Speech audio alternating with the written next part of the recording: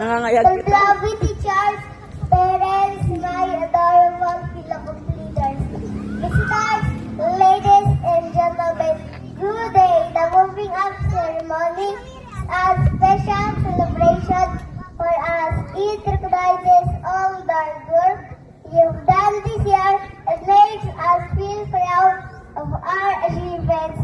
This day reminds us to be thankful for those who help us learn and grow.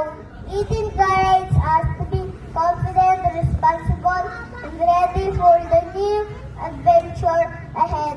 First and foremost, Almighty God, thank you for the and knowledge you've given us.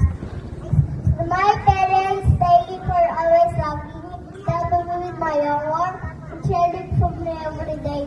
Your hugs, prayers, support me, make me strong and confident.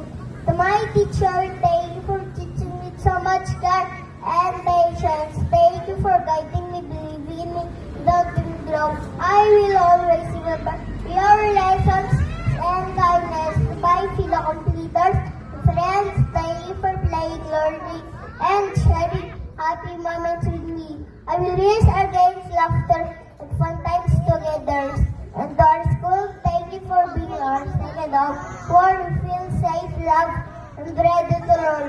You'll shape our dreams and give us next start for our future.